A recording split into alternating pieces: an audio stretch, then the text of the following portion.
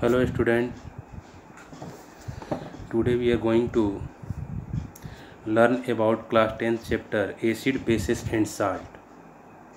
In this chapter we have to discuss about what are acid, what are bases and what are salts. This is the chapter number 2 of class 10th and very important chapter.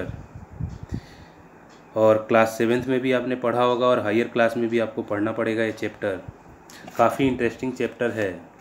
तो सबसे पहले हम acid के बारे में study करते हैं। और जैसे कि हम जानते हैं, an acid is a substance that produces hydrogen ions when placed in water. यानी एसिड को अगर आप पानी में डालोगे तो H+ ion, hydrogen ion release होगा।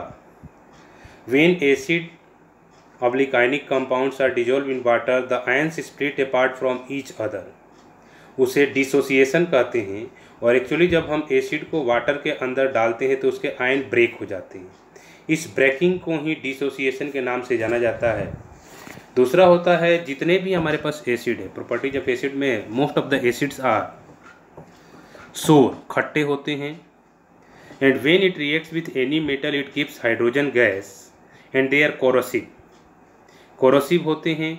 Have a chemical formula that begins with H। Approximately ऐसा माना जाता है कि जितने भी एसिड होते हैं उसमें हाइड्रोजन प्रेजेंट होता है। यही कारण है कि वो हाइड्रोजन आयन देते हैं।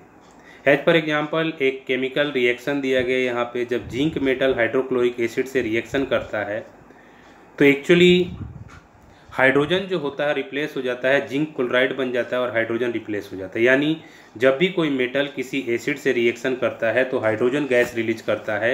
ये क्वेश्चन कई बार एग्जामों में पूछा जाता है कि when an acid react with a metal which gas is release, तो हाइड्रोजन गैस रिलीज होती है, याद रखना है आपको।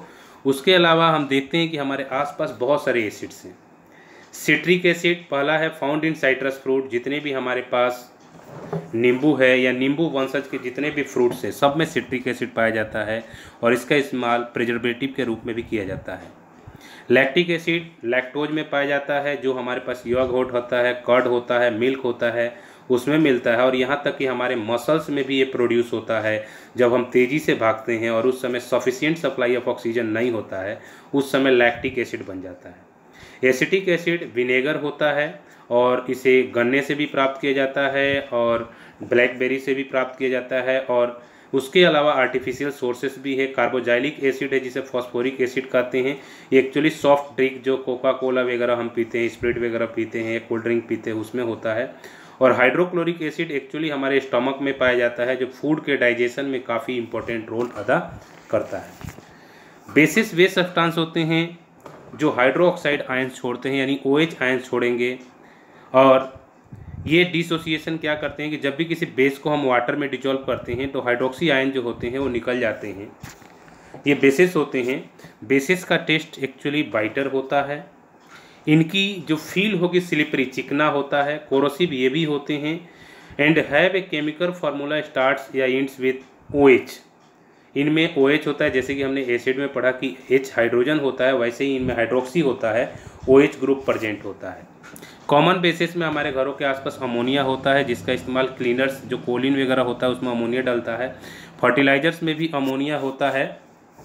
सोडियम हाइड्रोक्साइड है जिसका इस्तेमाल सोप्स और ड्रेन क्लीनर्स के लिए किया जाता है। मैग्नीशियम हाइड्रोक्साइड है जो कि एंटासिड का काम करता है, जो हम डाइजीन की गोली वोली खाते हैं उसमें मैग्नीशियम हाइड्रोक्साइड होता है। इंडिकेटर्स, अब ऐसा बात है कि सबको हम टेस्ट करके तो पता करेंगे नहीं, तो उसके लिए हमारे पास इंडिकेटर्स होते हैं। और इंडिकेटर्स एक्चुअली 3 प्रकार के होते हैं, नेचुरल, ह्यूमन मेड और एक ऑल्फैक्टरी इंडिकेटर भी होता है। नेचुरल इंडिकेटर नेचर से प्राप्त किए जाते हैं। ह्यूमन मेड इंडिकेटर जैसे फिनोप्थिलीन हो गया, ये ह्यूमन मेड इंडिकेटर है। और जो ऑल्फैक्टरी इंडिकेटर होते हैं जैसे वनीला हो गया, क्लोव ऑयल वगैरह हो गया, ये ऑल्फैक्टरी इंडिकेटर होते हैं। लिटमस पेपर भी एक इंडिकेटर है, यानी blue litmus paper turns red in an acid. अगर एसिड में डालोगे तो ब्लू कलर का लिटमस पेपर रेड में बदल जाएगा, यानी रेड कलर का डालोगे एसिड में तो नो चेंजेज होगा। और red litmus paper turn blue in a base, और बेस में डालोगे लाल कलर का तो ब्लू हो जाएगा, और ब्लू कलर का डालोगे तो ब्लू ही रहेगा, नो चेंजेज आएगा। तो why do you think it is important to test an unknown substance with both type of litmus paper because just we know that सभी चीज़ों को जीभ से टेस्ट करना आसान नहीं है, क्योंकि एसिड और बेसेस काफ़ी कोरोसिव होते हैं और हमारे स्किन को जला सकते हैं। यहाँ तक कि कई बार एसिड अटैक से चेहरा पूरी तरह से बिगड़ जाता है। इसलिए हम इंडिकेटर्स का इस्तेमाल करते हैं और इंडिकेटर से फाइंड आउट करते हैं कि ये मटेरियल एसिडिक है या बेसिक है। उसके अलावा एक और चीज़ होता है pH scale. The pH scale can also help us classify solution as acid और base. pH is a measure of the amount of hydrogen ions in the solution, यानी पोटेंशियल हाइड्रोजन, यानी हाइड्रोजन का पावर कितना है।